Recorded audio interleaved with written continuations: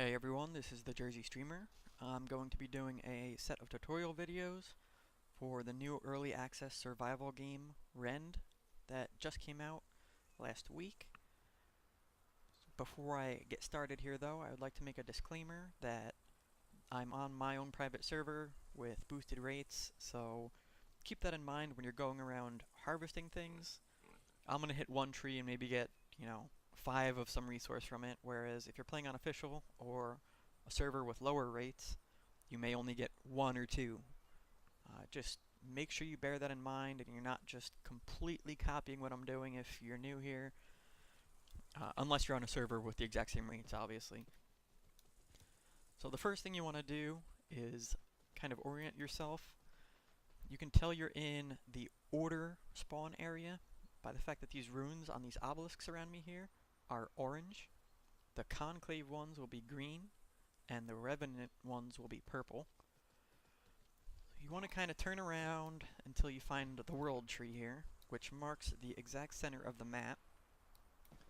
You want to look for it because it will orient you towards the direction of your faction's home base, or hub as some people like to call it, which is this orange shielded, orange leaved tree over there.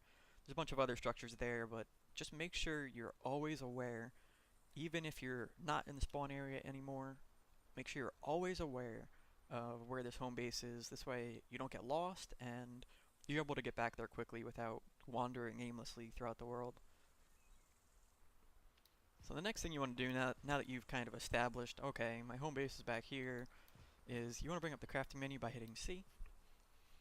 You can see the only 2 things I'm capable of building right now are a spirit hatchet and fiber twine.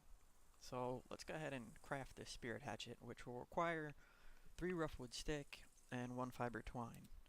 The roughwood stick is really easy to get. Just come over to these trees and make sure that the crosshair has changed from the little dot that it is right now into that plus sign, and just go ahead and left click. You may want to do this for a couple trees just because roughwood sticks, you'll need them for pretty much everything you're about to craft, and you'll definitely need them down the line for ammo and stuff like that as well. So just hit a couple of those trees. You'll see I have 32 roughwood stick now. So now I need to worry about the twine, which requires 4 raw fiber, which can be gotten from plants that look like this. Just come over and left click on them.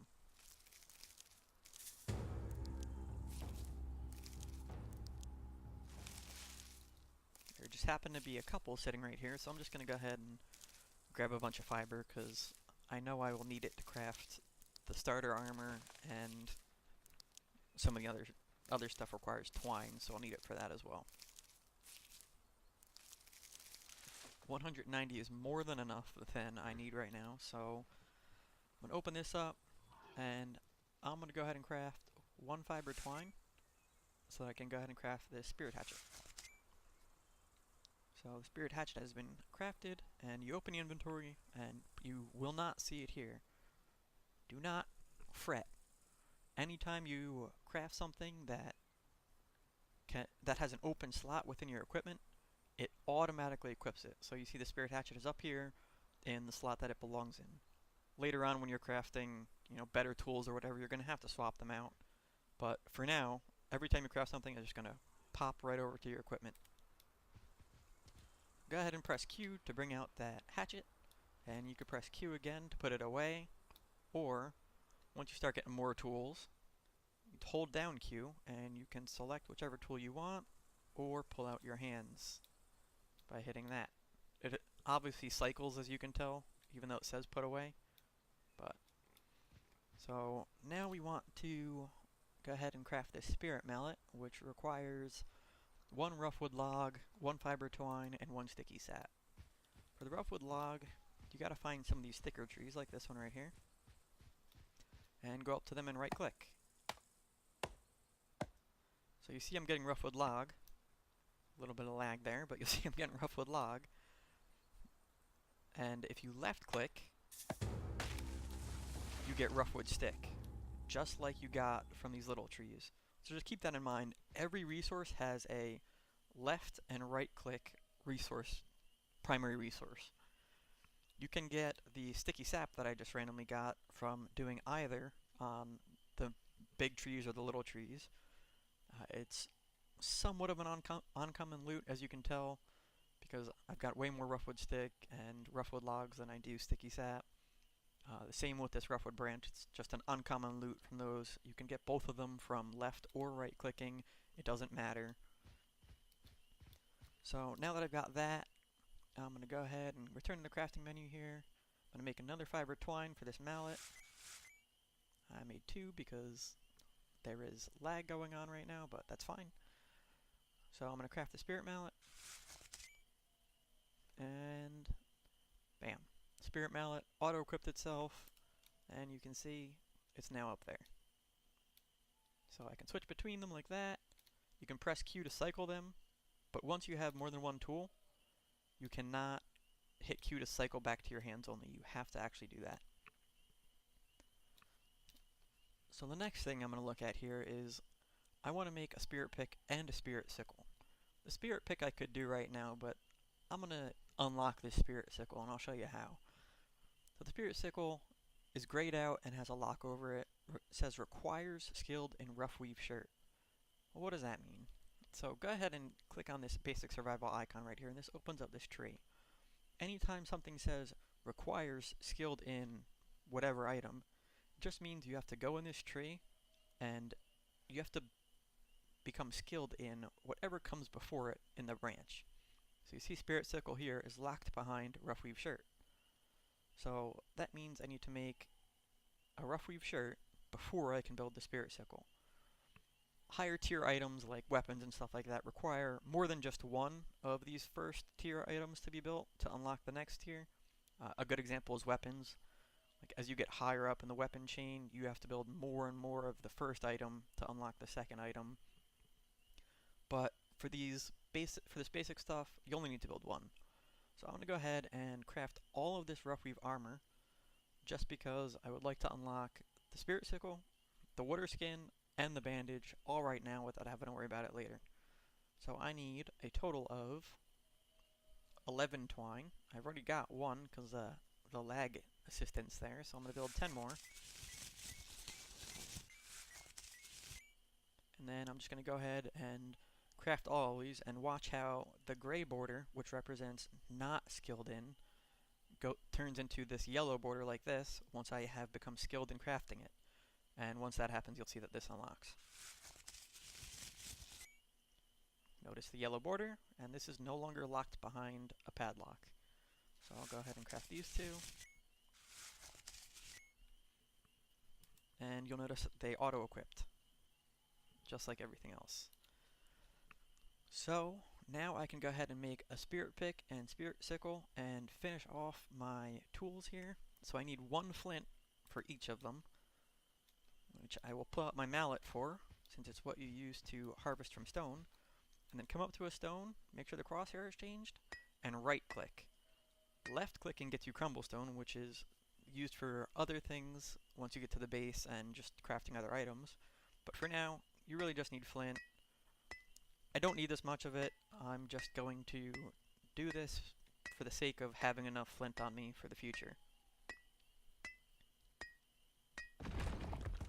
And you also notice I've been getting periodic sparks of genius.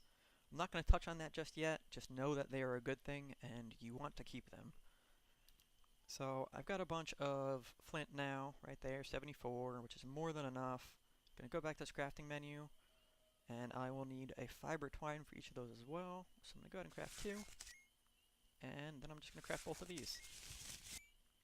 And you notice that unlocked further things down the chain here. So now that I've got that all crafted, I'm going to start heading back towards the main base.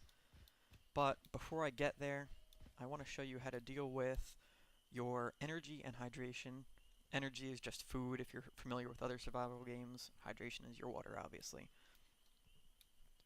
You want to bring out your spirit sickle, and later in the game there's far easier ways to deal with this, but early game I've personally found that harvesting these watermelons is always the easiest answer because they are all over the starting area, and instead of having to carry around meat on me and running back to water sources, I just periodically stop and I'm like, okay, I'm just gonna harvest a bunch of this right now and then eat it. So you'll notice I've got some watermelon now down in my hotbar. I've got 41 watermelon, and because it's in two different spots on my hotbar, I can actually spam both of those buttons to eat them at the same time. So keep an eye on my energy and hydration bars over here, and just watch what happens when I spam these buttons.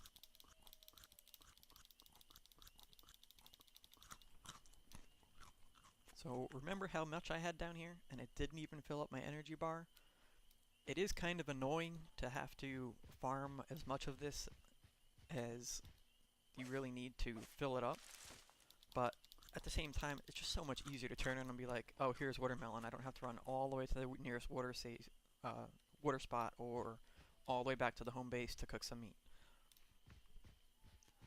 So make sure you are kind of aware where watermelon is near you, just because it's the easiest way, especially if you're like running into an emergency and you don't realize that your hydration or your energy is really low. You can just turn, grab some watermelon, and you're set. So what I like to do once I've got all my tools is I head towards the main base here. On the way, just be sure to avoid any of the enemies running around. These pigs right here that do not have tusks on them will not attack you, as you can tell. However, the boars that do have tusks, let's see if I can find one. The boars that do have tusks and the wolves and that ox looking thing over there will all attack you, so try to steer clear of them. See, that one right there has tusks on it. Looks very similar to the other one, just a little bit darker. But if I get near it, it'll give me a warning sound at first. At some point. That's the warning sound. See how it's staring at me. Once you hear that warning sound, you have a very limited window to back off from it. The warning sound and like the aggro radius are different for different animals. Wolves will jump you a lot quicker than these boars will, so just keep that in mind.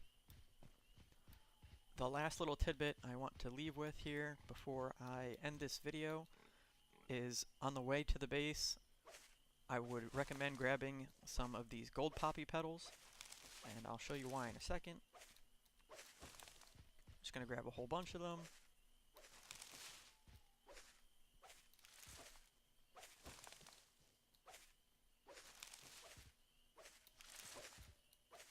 Okay, so I've got 50 now. I go to the crafting menu, and I'm just going to spam a bunch of bandages. So I made 9 bandages. I like to put them in the 6th slot there, but they're really important. If you get attacked by something, there's a chance that they cause you to bleed. There's 2 different versions of bleeding. There's like lesser bleeding and deep wounds.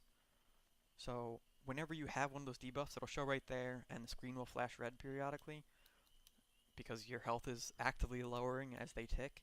You need to hold down 6, or whatever number you assign the bandages to heal those wounds.